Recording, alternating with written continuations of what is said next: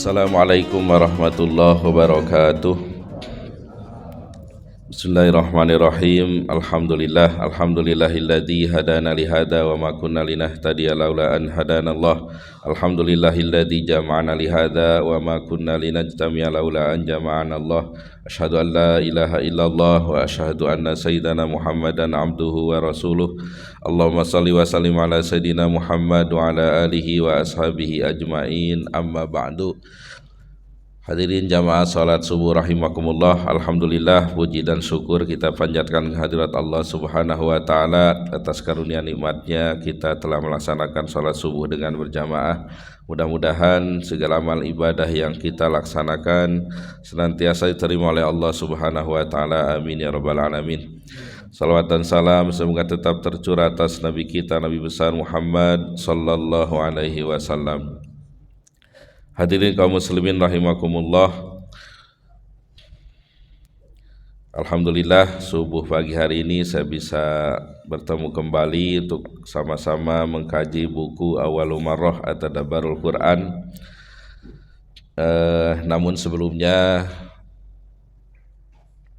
kaitannya dengan tahun baru 1447 senantiasa diingatkan, saling mengingatkan kita semuanya. Alhamdulillah kita sudah berada di awal tahun 1447. Kita terus mengambil hikmah dan pelajaran dari peristiwa hijrah ya, dan pergantian tahun yang sebenarnya udah berkali-kali juga saya sampaikan di sini. Yang pertama, ini menunjukkan bahwa waktu itu terus berjalan ya. Waktu itu terus berjalan, entah berapa kali lagi kita ketemu tahun baru. Kira-kira bapak-bapak pengen berapa kali lagi ketemu tahun baru? 40 kali lagi. Ya, ya yang realistis saja ya. Yang jelas itu sebuah pertanyaan yang memang ya bukan ranah kita menjawabnya ya, karena itu hak prerogatifnya Allah subhanahu wa ta'ala memberi kita umur ya. Tapi yang harus kita yakini ya bahasanya waktu terus berjalan ya, jumlah umur kita terus bertambah tapi jatah kita terus berkurang ya. Oleh karenanya terus saya ingatkan khususnya diri saya sendiri, kita melaksanakan kewajiban kita terhadap kematian ya. Wajibatuna nahwa al-maut ya, kewajiban kita terhadap kematian itu ya setidaknya tiga ya. Yang pertama mengingat ya, kematian terus diingat ya. Saya juga sampaikan di sini, waktu mengingat kematian itu sebelum tidur dan ketika sholat ya. Bahkan ada seorang ustadz yang memberikan arahan ya, kalau kita mau baca Al-Quran, kita berdoa dulu kepada Allah ya. Ya Allah, mudah-mudahan ya sesuai hadis kan, saya mau baca Al-Quran mudah-mudahan jadi pahala setiap hurufnya, kemudian syafaat di yaumil kiamah. Nah kita ketika doa itu ingat gitu, nanti di hari kiamat kita perlu bantuan ya. Kemudian mudah-mudahan jadi penerang di alam kubur ya, jadi teman dan penerang di alam kubur. Kita ingat kita akan mati, kita akan sendiri begitu. Dan seterusnya doa-doa baru baca Al-Quran. Ada yang menasihati seperti itu tidak salah ya. Dan bagus saya kira mengingatkan kita tujuan amal kita ini bukan untuk di dunia tapi untuk di sana gitu. Jadi kematian itu harus diingat. Kemudian yang kedua beramal ya, ketika ada kesempatan amal soleh apapun kerjakan sekecil apapun ya, karena kita tidak tahu amal mana, amal soleh mana yang membuat Allah itu ridho dan memasukkan ke surganya ya. Begitu juga dosa harus dijauhi ya, tidak tahu dosa apa ya, mungkin yang kita kecil ya, tapi justru itulah yang memasukkan ke neraka ya. Ada sebuah hadis yang sering saya sampaikan, dakhalatil mar'atu fi hirratin ya, ada seorang perempuan yang masuk neraka karena seekor kucing itu. Dia kurung kucing, tidak dikasih makan, tidak juga dilepas untuk bisa nyari makan sendiri. Gara-gara itulah dia masuk neraka begitu. Jadi terus beramal, jauhi maksiat ya, untuk bekal nanti di yaumil kiamah. Dan yang ketiga berdoa ya. Sering juga saya sampaikan di sini, tidak boleh kita berdoa minta cepat mati ya.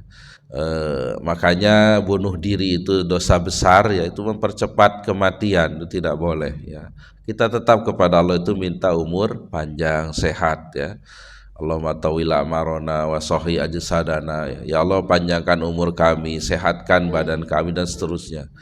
Tapi karena kita juga yakin akan mati, ya berdoa juga untuk kematian kita ya, doa selamat itu kan, wa taubatan qoblal maut, rahmatan indal maut, wa maghfiratan dan seterusnya.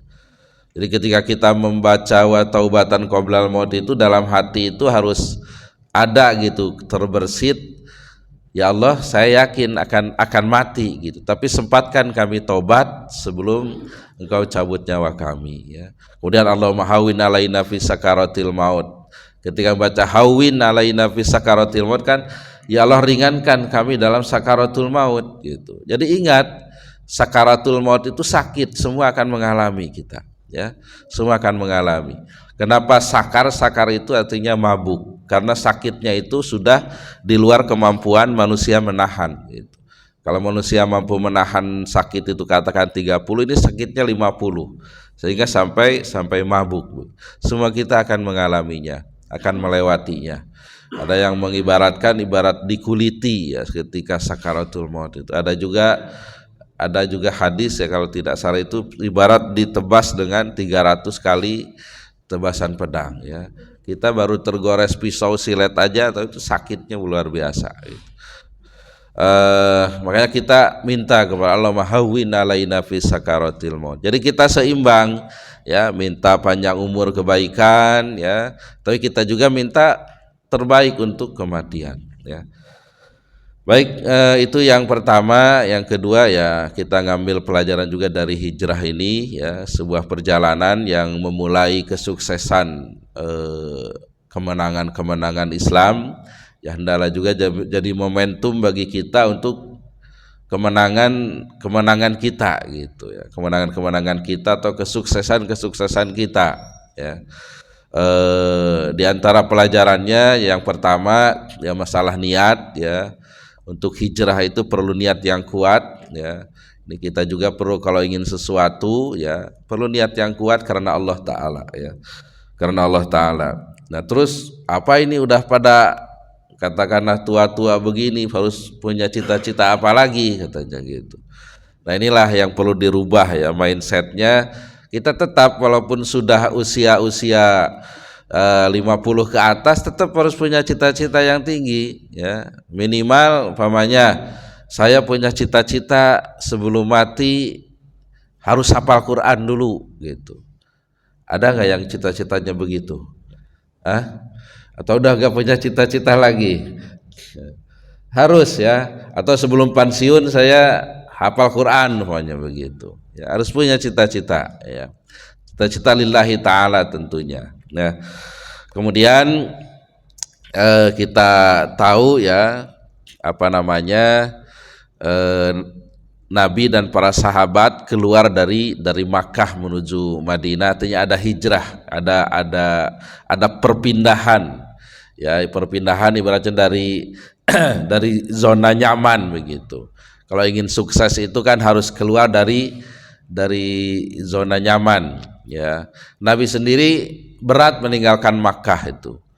Dalam ada sebuah tulisan itu, hadis menyebutkan ketika mau meninggalkan Makkah itu Nabi melihat ke kota Makkah dan bersabda, wahai Makkah, engkau adalah negeri yang paling aku cintai. Seandainya pendudukmu tidak mengusirku, aku tidak akan meninggalkanmu. Sambil menangis Nabi juga. Karena ya Nabi di situ dilahirkan, di situ punya istri, punya anak begitu. Harus ditinggalkan. Tapi itulah, kalau kita ingin sukses keluar dari zona nyaman ya. Ya ini juga kan rata-rata dari luar daerah ya.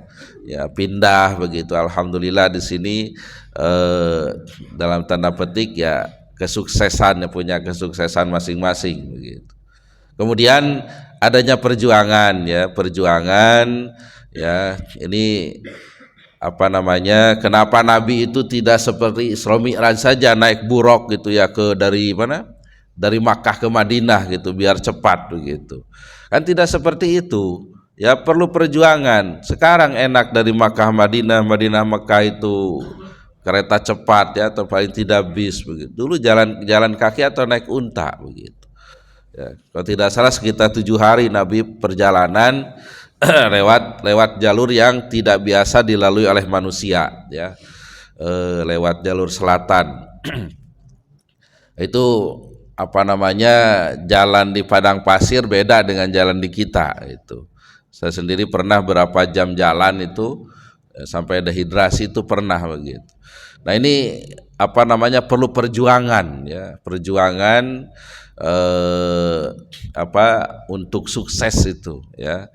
Kemudian pelajaran berikutnya ya untuk sukses itu salah satunya lagi memang harus punya kedekatan dengan Allah Subhanahu wa taala ya.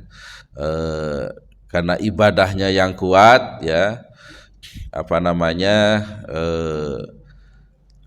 la tahzan innallaha ma'ana, itu ketika di Gua Sur itu kan itulah karena memang Allahnya sudah dekat gitu. Allah itu sudah dekat. Ya, dan ibadahnya Nabi tahu sendiri ya, tahajudnya ya, sholatnya tahajudnya seperti apa sampai diabadikan ya, ibadah beliau tahajud beliau itu ya dalam surah Al-Muzammil ya. Kadang beliau itu sebelum tengah malam sudah bangun, kadang tengah malam, kadang setelah lewat tengah malam begitu, terus sampai subuh beribadah begitu, diabadikan oleh Al-Qur'an gitu. Karena Allah tahu ya, Allah Maha tahu gitu kan, kegiatan hambanya ini gitu.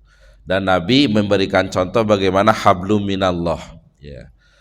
Begitu juga saya ingin mengingatkan ya untuk kita semuanya, entah sudah disampaikan atau belum ya, memang akhir-akhir ini ya apa namanya, kita lihat ujian masyarakat ya, ujian anak-anak muda itu susahnya dalam mencari kerja ya.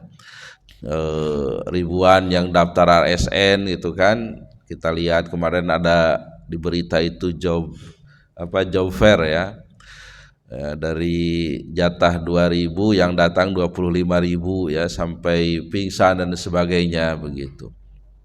Nah, bagaimana Al-Quran memberi arahan ya, memberi arahan dalam hal mencari nafkah ini.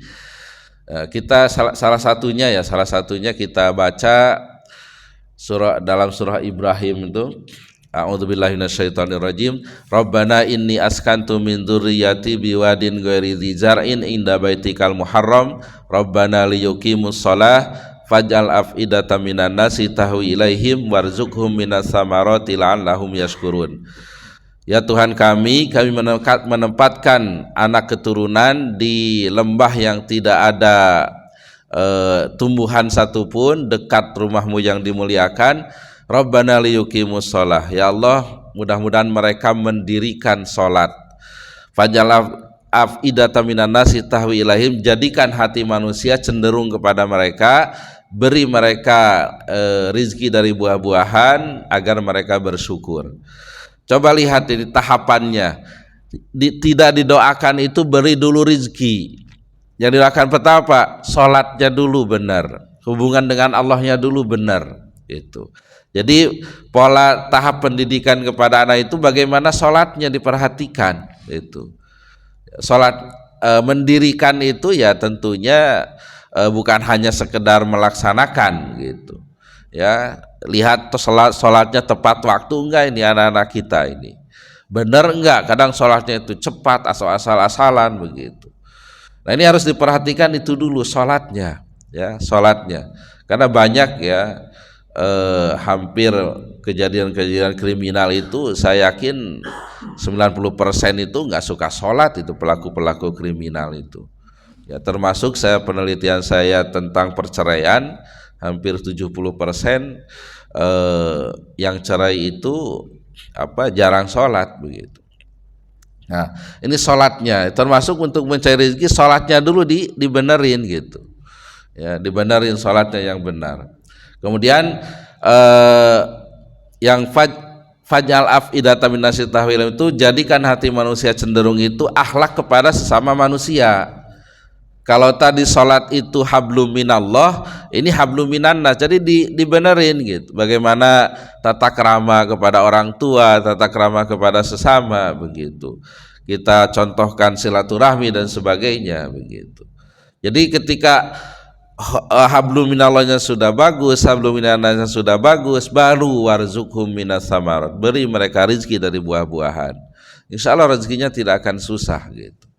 Karena ya memang kadang berpikir sekarang mau apa lagi begitu, apa bisnis sudah segala macam ada, kerjaan apa yang itu antri banyak. Tapi kita harus yakin ya, ketika manusia lahir itu pasti dengan rezekinya, ya dengan rezekinya. Tinggal kita nurut sama pemberi rezeki itu gitu. Kemudian la'allahum yashkurun, agar mereka bersyukur, ya ini untuk menjaga nikmat itu harus bersyukur. Baik, nanti kepanjangan kitabnya nggak kebaca lagi.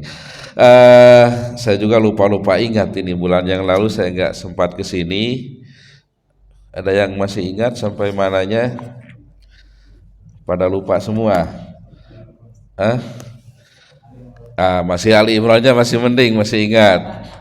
Cuma tinggal apa aja lagi nih. Ya udahlah, sama-sama lupa kita ya.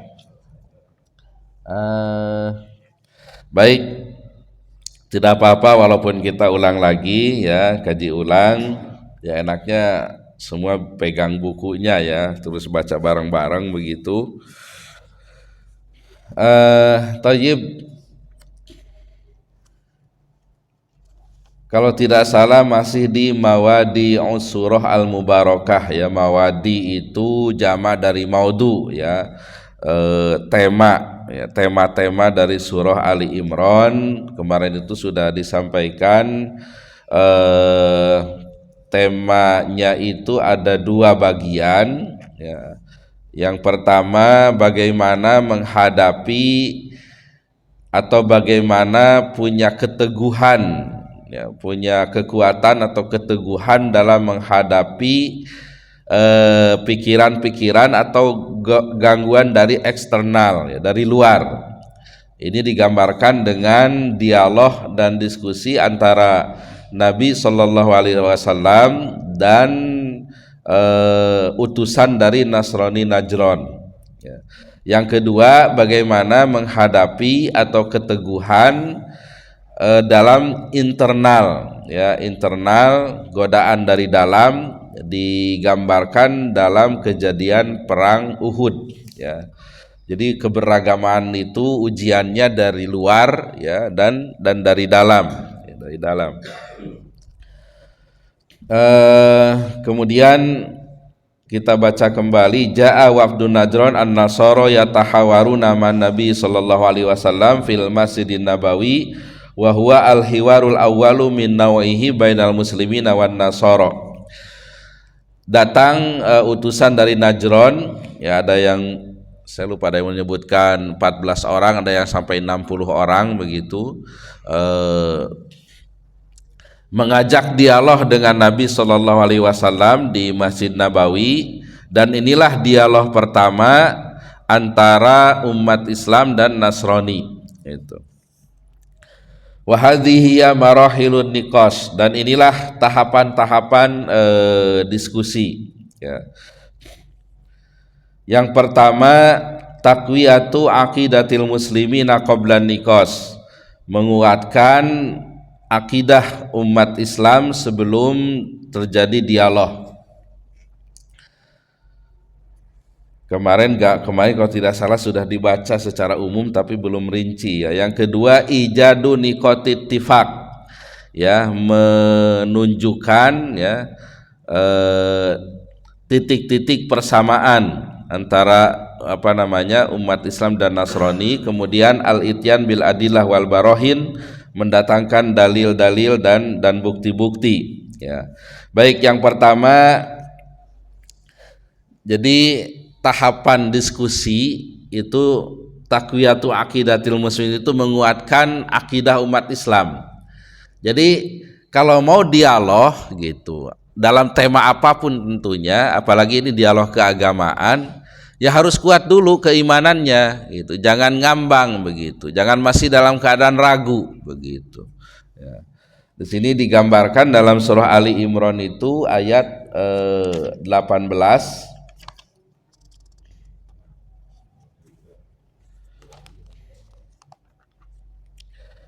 A'udzu billahi minasyaitonir rajim. Syahidallahu annahu la ilaha illa huwa wal malaikatu wa ulul ilmi qa'iman bil qist. La ilaha illa huwal azizul hakim. Allah menyatakan bahwa tidak ada Tuhan selain Dia. Demikian pula para malaikat dan orang berilmu yang menegakkan keadilan. Tidak ada Tuhan selain Dia yang Maha Perkasa, Maha Bijaksana. Inna dina indallahil Islam wa makhtalafal ladzina utul kitaba illa min ba'di ma ja'ahumul ilmu bagyam bainahum wa may yakfur bi ayatillahi fa innallaha sari'ul hisab. Sesungguhnya agama di sisi Allah ialah Islam. Tidaklah berselisih orang-orang yang telah diberi kitab kecuali setelah mereka memperoleh ilmu karena kedengkian di antara mereka. Barang siapa ingkar terhadap ayat-ayat Allah, maka sungguh Allah sangat cepat perhitungannya. Nah ini gambarannya ya. Jadi sudah ditanamkan dulu ya bahwa Tuhan itu hanya Allah, tidak ada Tuhan lain. Karena yang akan berdialog ini agamanya Nasrani yang punya kepercayaan ada Tuhan lain selain Allah ya. Dan diyakinkan bahwa agama pilihan Allah itu hanya Islam ya, dan sudah diberi kisi-kisi gitu. Orang-orang ahlul kitab itu ya, ahlul kitab itu mereka sudah punya ilmu pengetahuan tentang Tuhan, tentang kedatangan Nabi Shallallahu Alaihi Wasallam begitu. Tapi mereka tidak mau mengakui itu ya, jadi sudah ditanamkan dulu sehingga ketika ada serangan-serangan itu tidak goyah lagi, tidak goyah. Baik. Nah yang kedua ijadu niqatit ittifaq ya, memunculkan dulu titik-titik persamaan ya. Jadi kalau lihat aja dialog di televisi itu kan, oke, saya sepakat dengan Bapak ini dalam hal ini itu. Tapi saya tidak sepakat dengan Bapak ini dalam hal ini gitu kan. Karena memang agama-agama itu kan ada masalah ibadahnya ya, ada masalah sosialnya ya. Dalam masalah sosial ya secara umum ya itu banyak titik persamaannya ya, hal-hal kebaikan. Tapi hal ibadah itulah yang berbeda setiap agama gitu. Dan itulah yang dalam tanda petik dia dikritisi oleh Al-Qur'an gitu. Oleh Al-Qur'an terhadap Nasrani dan Yahudi ini ya, ahlul kitab gitu. Baik. Kalau nggak salah kemarin ada yang nanya ya, apa katanya persamaan kita dan mereka katanya. Ini Al-Qur'an yang menyebutkan, Ali Imran ayat 64 ya.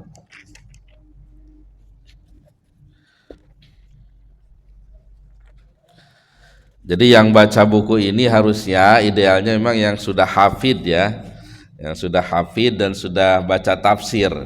Ini saya ketahuan belum hafal ini. Ayat 64. A'udzubillahi minasyaitonirrajim.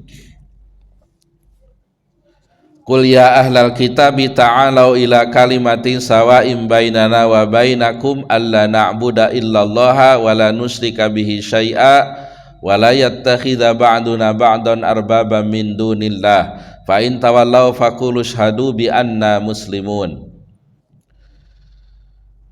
Katakanlah, wahai ahlul kitab, marilah kita menuju kepada satu kalimat atau pegangan yang sama antara kami dan kamu, bahwa kita tidak menyembah selain Allah dan kita tidak mempersekutukannya dengan sesuatu pun. dan bahwa kita tidak menjadikan satu sama lain Tuhan-Tuhan selain Allah. Jika mereka berpaling, maka katakanlah kepada mereka, saksikanlah bahwa kami adalah orang muslim. Faqulu syhadu bi anna muslimun. Ya, katakanlah kami bersaksi bahwa kami ini orang Islam. Ini tadi ada dua ini ya, sisi bahasa ya, ada kata syahida ya. Tadi itu kan syahidallah ya, annahu la ilaha illa huwa kan. Ini ada fashhadu ya, kami bersaksi, saksikanlah. Jadi kata syahadat itu maknanya itu banyak ya, maknanya itu banyak. Setidaknya makna syahadat itu takrir ya, tadi itu pernyataan, yang kedua persaksian, dan yang ketiga itu sumpah ya, sumpah. Jadi ketika kita membaca asyhadu alla ilaha illallah itu setidaknya tiga makna ini. Jadi saya menyatakan, saya bersaksi, saya bersumpah gitu, bahwa ya, Tuhan itu hanya Allah begitu. Itu tuh kata-kata syahadah ya, kata syahadah. Tayyib. Nah itu titik persamaannya ya, karena di apa namanya, di Injil yang asli, di Taurat yang asli ya, semua Tuhan itu satu, hanya Allah begitu. Nah, kalau mana ini yang ahli, yang mu'alaf tuh ya ada tahunnya kan, Nabi Isa diangkat Tuhan jadi Tuhan itu kan ada tahunnya, tahun berapa itu ya, ada tahunnya itu pengangkatan Nabi Isa itu. Jadi Tuhan itu ada SK-nya di mereka itu ya. Awalnya ya semua sepakat ya, Tuhan itu hanya Allah ya, hanya Allah. Baik. Jadi kembali lagi kepada aslinya ya, asalahnya ya Tuhan itu hanya Allah, tidak ada Tuhan lain ya. Nah inilah mereka yang merubah-rubah, bahkan meng-SK-kan Nabi Isa sebagai Tuhan begitu. Kemudian di 84 ya, a'udzubillahi minasyaitonirrajim. Qul amanna billahi wa ma unzila alaina wa ma unzila ala Ibrahim wa Ismaila wa Ishaq wa Yaqub wal asbat wa ma utiya Musa wa Isa wan nabiyyuna min rabbihim la nufarriqu baina ahadin minhum wa nahnu lahu muslimun. Katakanlah, kami beriman kepada Allah dan kepada apa yang diturunkan kepada kami dan yang diturunkan kepada Ibrahim, Ismail, Ishak, Yakub dan anak cucunya, dan apa yang diberikan kepada Musa, Isa dan para nabi dari Tuhan mereka. Kami tidak membeda-bedakan seorang pun di antara mereka, dan hanya kepadanya kami berserah diri. Nah ini ya kita sama dengan mereka, kita percaya dengan kitab-kitab yang diturunkan kepada para nabi ya, atau wahyu kepada para nabi, kepada Nabi Ibrahim ya, kepada Ismail, Ishak, Yakub dan keturunannya ya. Kemudian lebih ditekankan lagi wa ma utiya Musa wa Isa itu. Dan yang diberikan kepada Musa dan Isa gitu. Makanya kemarin saya sampaikan di sini dialog ya Pak, di zamannya Hadawi Abbas itu ya, antara Muhammad Abduh dan pendeta Yahudi Nasrani, ketika ditanya siapa yang berhak dari kalian masuk surga, ya Muhammad Abduh menjawab, kalau seandainya Yahudi masuk surga, maka kami umat Islam ikut masuk surga. Karena kami percaya dengan Taurat ya, yang diturunkan kepada Nabi Musa. Percaya Nabi Musa itu sebagai utusan Allah begitu. Kalau Nasrani masuk surga, kami juga masuk surga karena kami percaya dengan diturunkannya Injil, Nabi Isa sebagai Rasul begitu. Tapi mohon maaf, kalau kami masuk surga, kalian nggak masuk gitu. Kenapa? Karena kalian tidak percaya kepada Al-Qur'an dan Nabi Muhammad sallallahu alaihi wasallam begitu. Ya, padahal kan tentang kedatangan Nabi itu sudah ada dalam Injil ya. Dalam Injil akan turun nabi terakhir gitu. Dan mereka menyembunyikan itu gitu. Baik. Jadi itu titik persamaannya ya, kita percaya dengan kitab-kitab yang turun kepada nabi-nabi begitu. Baik. Satu lagi lah, al-ityan bil adillah wal barahin. Nah, mendatangkan dalil-dalil dan bukti-bukti. Jadi dalam dialog itu ada munaqashatul adillah ya, kita mendiskusikan dalil-dalil gitu. Yang pertama ayat 59. Ini sebenarnya kemarin sudah sedikit disinggung ya. A'udzubillahi minasyaitonirrajim. Inna masala Isa indallahi kamasali Adam khalaqahu min turabin tsumma qala lahu kun fayakun. Sesungguhnya perumpamaan penciptaan Isa bagi Allah seperti penciptaan Adam. Dia menciptakannya dari tanah, kemudian dia berkata kepadanya, jadilah, maka jadilah sesuatu itu. Ini kemarin saya sampaikan juga ya, mengajak berlogika ya, mengajak berlogika gitu. Kalaulah Nabi Adam semua yakin tidak ada ayah ibu ya, tidak ada ayah ibu. Tapi mereka meyakini Nabi Adam sebagai nabi gitu. Kenapa kepada Nabi Isa harus jadi Tuhan gitu. Itu logikanya seperti itu ya. Kenapa Nabi Adam dianggap sebagai sama begitu, bahkan tidak ada ayah ibu diciptakan oleh Allah. Kenapa diskriminasi bahasanya gitu. Nabi Adam tidak dijadikan Tuhan, ini dijadikan Tuhan itu. Baik. Nah, dari ayat ini juga ada pelajaran lain ya, kajian lain. Kalau mau membaca itu ada tulisan siapa, Ustadz Agus Mustafa ya, bahwa Nabi Adam itu dilahirkan katanya. Kan Nabi Isa seperti Nabi Adam, berarti sama prosesnya. Nabi Isa kan ditiupkan ruh ke Siti Maryam, lalu mengandung dan melahirkan gitu. Makanya ada kajian dari ayat ini. Jadi katanya Nabi Adam itu lahirnya dititipkan oleh Allah itu di rahim makhluk yang ada di bumi ini gitu. Ya, entah makhluknya seperti apa, karena sebelum Adam diciptakan sudah ada makhluk-makhluk ini gitu. Entah ada binatang atau apa begitu. Ada juga yang pendapatnya enggak ya, dibentuk-bentuk begitu terus ditiupkan ruh kepada Nabi Adam gitu. Ya wallahu a'lam ya, wallahu a'lam bishawab. Ini yang pertama. Yang berikutnya dalilnya itu 65. A'udzubillahi minasyaitonirrajim. Ya ahlal kitab lima tuhajjuna fi Ibrahim wa ma unzilatit Tauratu wal Injilu illa min ba'di afala ta'qilun. Wahai ahli kitab, mengapa kamu berbantah-bantahan tentang Ibrahim, padahal Taurat dan Injil diturunkan setelah dia atau Ibrahim? Apakah kamu tidak mengerti? Gitu. Jadi gini, mereka menyatakan, Nabi Ibrahim itu mereka mengakui sebagai Nabi Allah, dan mereka menyatakan bahwa agamanya Nabi Ibrahim itu yang Yahudi ya, itu Yahudi.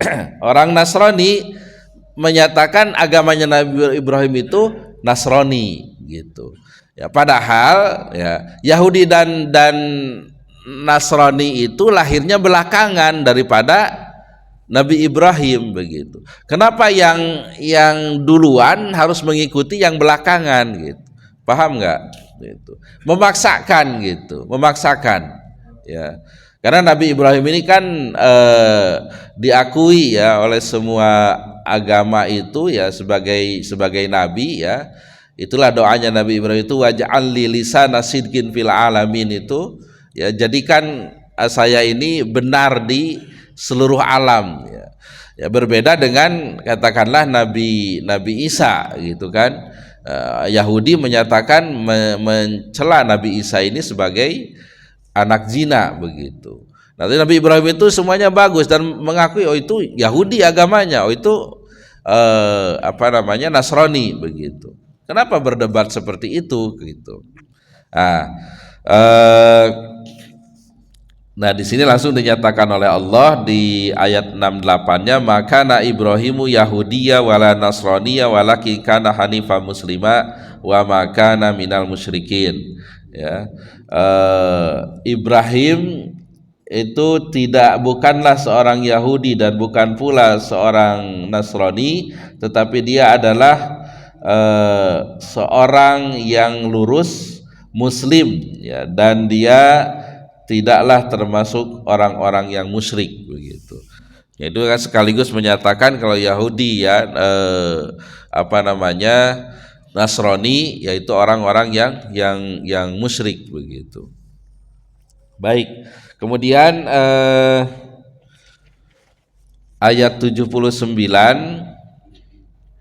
A'udzubillahi minasyaitonirrajim. Maka nali basyarin ayyutiyahul kitaba wal hukma wan nubuwah tsumma yaqula lin-nasi kunu ibadan li min dunillah walakin kunu rabbaniyina bima kuntum tu'allimunal kitaba wa bima kuntum tadrusun. Tidak mungkin bagi seorang yang telah diberi kitab oleh Allah serta hikmah dan kenabian, kemudian dia berkata kepada manusia, jadilah kamu penyembahku bukan penyembah Allah. Tetapi dia berkata, jadilah kamu pengabdi-pengabdi Allah karena kamu mengajarkan kitab dan karena kamu mempelajarinya.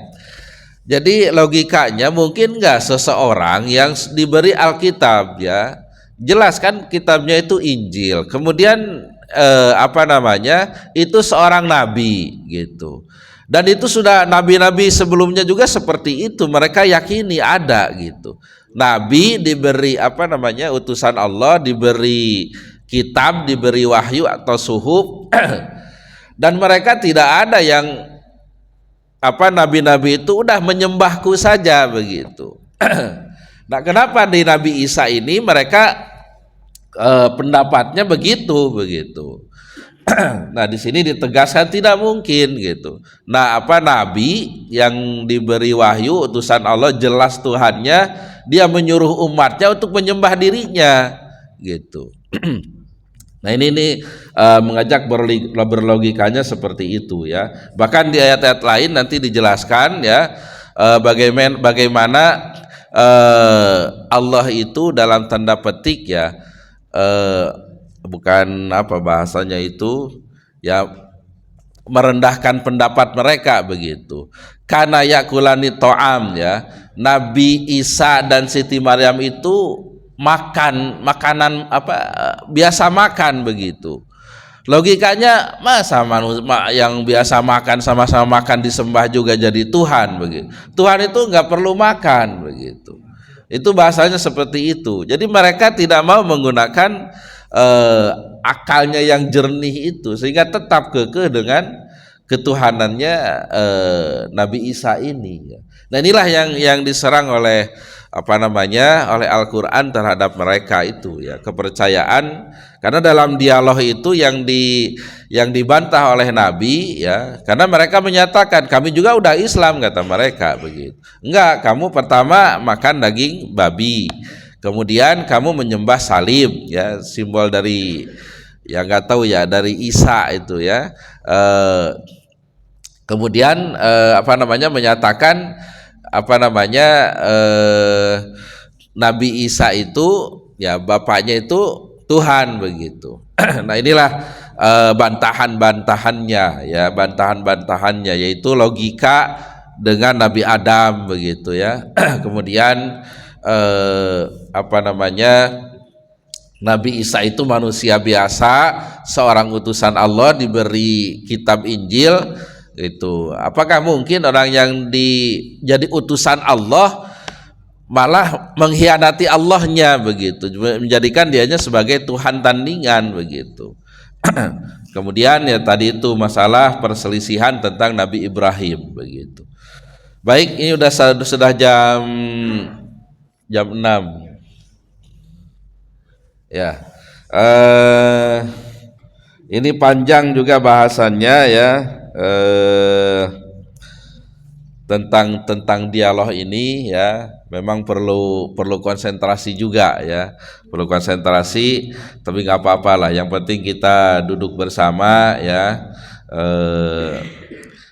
niat kita thalabul ilmi ya, mudah-mudahan ini upaya kita menjadi ahlul Quran, karena walaupun mungkin ilmunya tidak namanya udah ini ya, susah juga nempelnya ya, untung nggak ada ujian ya. Tapi setidaknya kita dengar nasihat tausiah ya, karena kalau tidak salah di Ihya ya itu disebutkan likulli syai'in gida ya, wa gidaul qalbi an nasihah ya, segala sesuatu itu ada makanannya, ada nutrisinya gitu, dan nutrisi bagi hati itu adalah nasihat. Nah, di situ dijelaskan minimal nasihat itu 3 hari sekali itu harus ada nasihat agar hati itu normal begitu. Ya makanya orang yang setidaknya ya yang rajin hadir di pengajian gitu. Walaupun mungkin ya entahlah apa melamun, apa ngantuk atau apa terserah lah. Tapi ada hatinya itu terisi gitu ya. Biasanya nggak macam-macam juga ya, kalau salah-salah dikit ya manusia ya. Itu ya, itulah mungkin fungsinya kita terus istiqomah pengajian ya, ya nempelnya sedikit banyak ya tergantung itunya lah gitu, konsentrasinya. Baik, mudah-mudahan ada manfaatnya, tapi barangkali ada yang mau menambahkan atau mungkin salah perlu diluruskan atau mungkin ada pertanyaan kita diskusikan. Oh ya, dari sini dulu kan.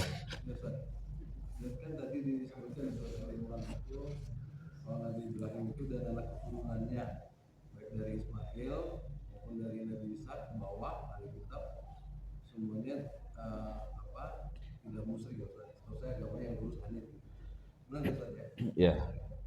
Nah, tapi ada pendapat orang tuanya Rasulullah, bapaknya Abdullah itu adalah kafir. Apakah itu betul? Sementara Rasul itu menjelaskan bahwa mereka itu tidak akan menemukan Allah. Nah, sementara kan dari Nabi Isa dan Nabi Muhammad itu sekitar 600 tahun yang berlalu. Ya. Katanya ada kekosongan atau apa itu. Ya. Apakah betul pernyataan itu kalau orang tuanya Rasulullah Abdullah itu adalah kafir? Ya. Kata Allah sendiri saja. Ya, kalau tidak salah entah di sini atau di mana ya, itu wallahu a'lam, karena ada khilafiyah ya, ada perbedaan pendapat. Biasa kalau sejarah itu ada beda pendapat ya. Yang pertama ya, memang ada hadisnya gitu, orang tua Nabi itu ya tidak Islam begitu. Tapi ada hadis yang umum itu masa fatroh ya, masa fatroh. Jadi belum sampai adanya dakwah begitu. Ya. Dan ini juga kaitannya dengan ada hadis tentang nur ya, nur Nabi itu, cahaya Nabi itu dari Ibrahim itu ya berpindah-pindah gitu. Nah, kalau masa patroh ya secara umum ya itu diampuni begitu ya, diampuni, belum sampai dakwah begitu, belum sampai dakwah gitu ya. Makanya dari khilafiyah ini kan khilafiyah ya, jadi khilafiyah itu ya udah kita serahkan bagaimana terserah Allah saja gitu. Ada yang berpendapat seperti ini ya silahkan itu, ada dasar seperti ini ya silahkan gitu.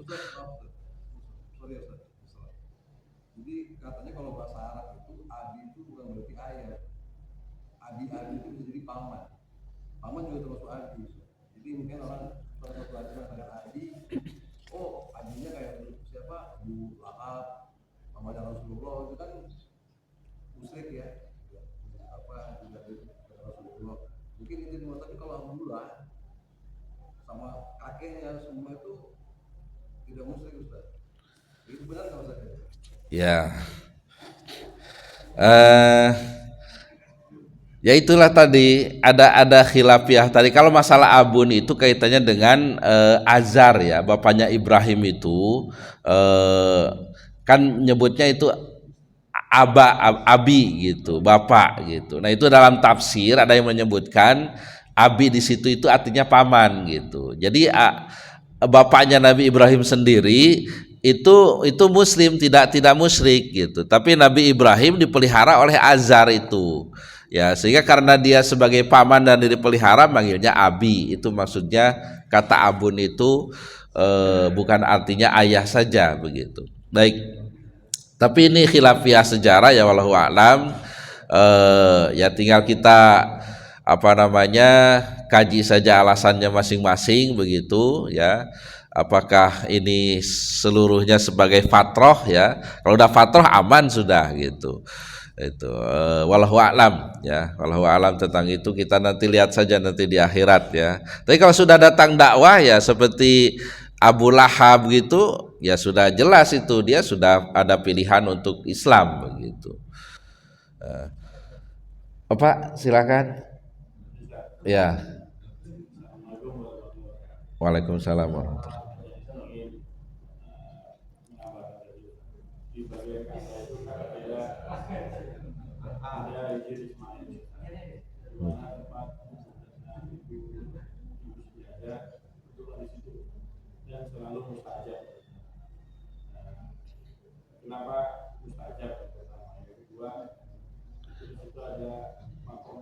Ibrahim.